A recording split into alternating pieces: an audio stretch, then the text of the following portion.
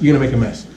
So it's not gonna look good. You want to make sure it looks clean, right? I know a lot of people think it's in the attic, nobody's gonna see it. Do your best to be able to make sure all your jobs are clean. Make sure all your jobs look good, so that way when somebody goes back out to service the unit, or somebody goes up, or the homeowner goes up there, they see quality product. They don't see a lot of guys end up getting lazy in that way and going, hey, homeowners are gonna see this.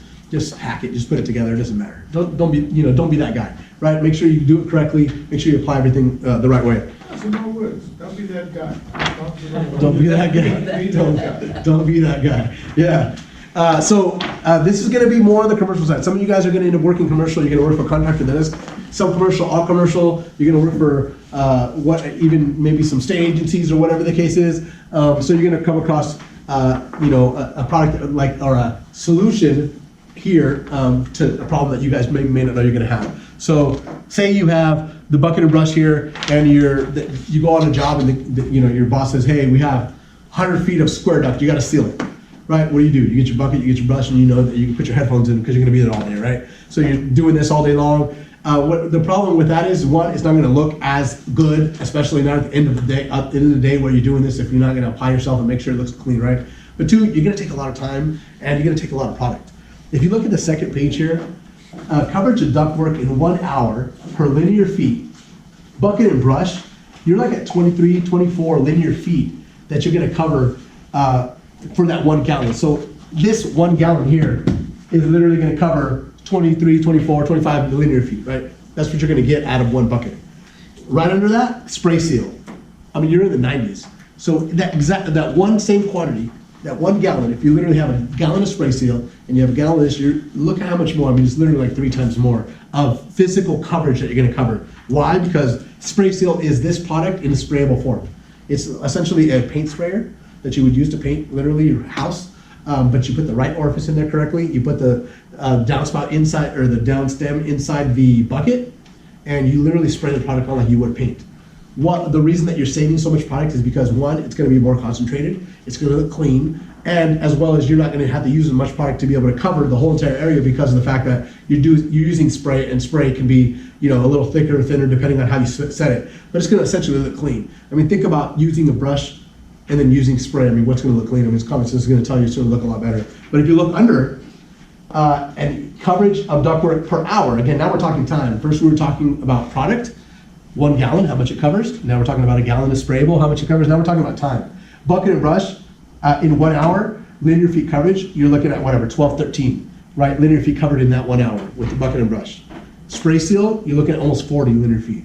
What does that equate to? Time and money. That's it, time and money.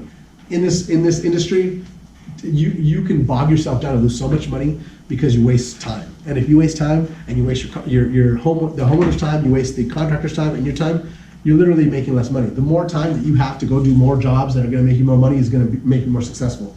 If you're wasting time on one job doing this all day long, when you literally could have sprayed and done it in literally a quarter of the time, one, they're going to have all 4 of you guys do brushing, whereas they can hire one guy with the sprayer and he's going to outdo all of you guys because he's a lot faster. So how much more expensive are you 4 going to be than the one guy, right? And then you guys are wasting buckets of this while that guy's using one gallon and literally killing all 4 of your buckets with the sprayer. So whenever you get into bigger commercial, you're going to see that you're going to run into that, or you're going to one day be on the job and somebody's going to tell you to do that, and you're going to go, hey, do you remember what Alex told me about the spray stuff? And you can go and tell the guys, hey, I think there's a sprayable version of this that we can use that will save us a lot of time and money. And you guys are going to be the MVP, right? You guys are going to get a raise, and then you guys are going to have to buy me lunch because I helped you guys out, right? So again, think about stuff like that. These are solutions for problems that people don't realize they have, right? So that's I won't go too much more into other than spray seals. That's essentially what it is. It's a sprayable version of duct sealant, Pookie, if you will. Comes in a 5-gallon bucket, or it comes in 55-gallon drums. Bigger sheet metal shops will have the bigger drums because they're sealing a lot.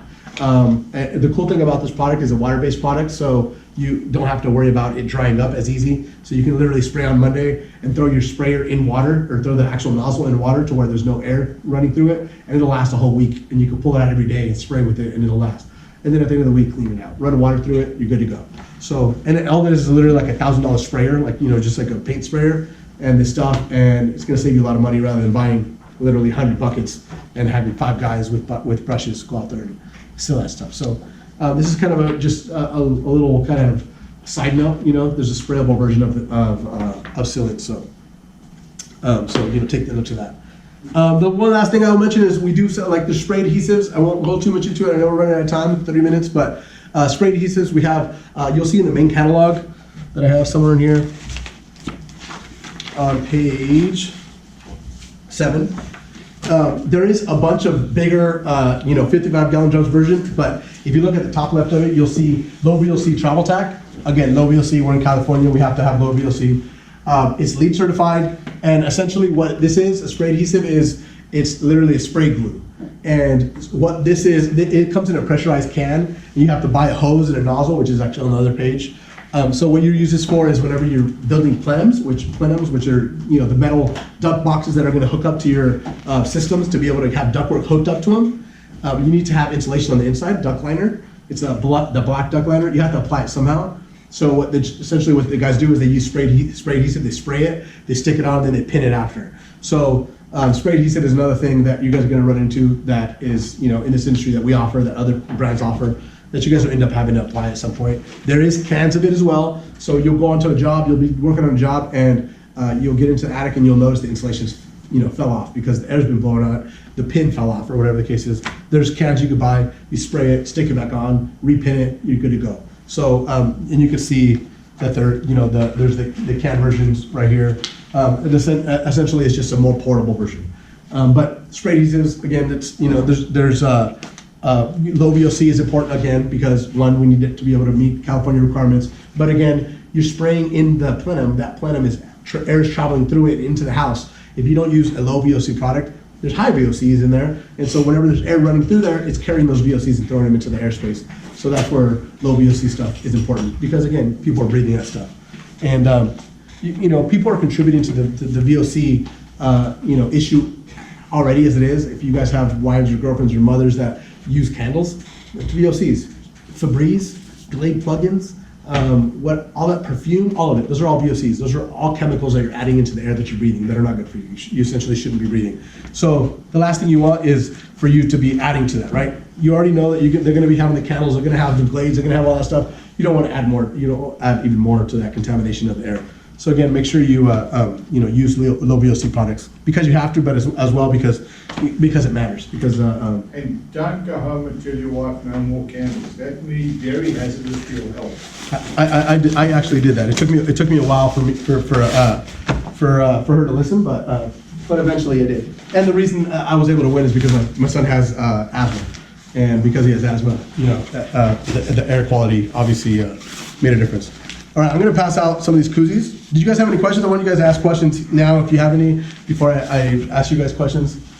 And, why does some of these cans look like our refrigerant drums? There's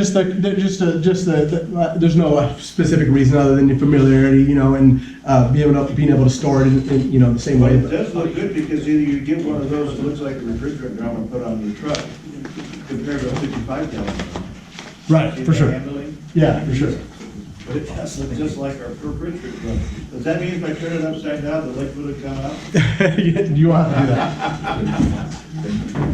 Do you know what I'm saying? Look, it looks just like our refrigerator drum. Container. And it comes in full. All right. So I have first question for you guys is, and I told you guys I was going to ask you guys. So before you don't have to just raise your hand if you know that. What's the difference between 1402 and 1404? The red and the green. 1, 2, 3, 4. You guys all know, or you guys all right? It's So? No, go ahead. UV, UV resist. No, close. Go ahead. The red one's UL certified and the green one's VFX. That is correct. They are both UL certified. I'll give you that one. They are both UL certified, but the green one is VFX where the red one isn't. But yeah, you answered that correctly. What do you want? You want a hat or beanie? I'll take a hat. All right. Does anybody know? Can anybody answer me what VOCs are? Right here. Oh, we took notes. Okay. That's good. Volatile organic compounds. My man. What do you want? You want a hat? You want a pin? You want a? Let me get a hat. You want a hat? All right. So and then When one of the things I told you was whenever you're applying a rolled sealant, there's something that you gotta make sure you guys do right after you apply that rolled sealant.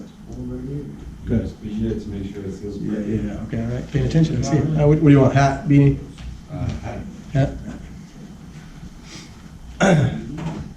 How many instructors do you have? Instructors. Yeah. What did you say? 4? Oh, okay, let me see. Oh, here.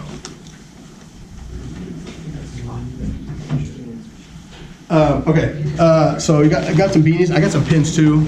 They're like pin pencil combos. They're actually pretty nice. But okay, next question for you guys is whenever you do use spray sealant, what is it that you're saving? Like by using that? Money and energy. Money and time. Oh, okay. All right.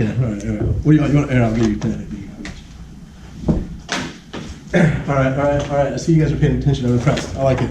Okay. What other question do I have for you guys?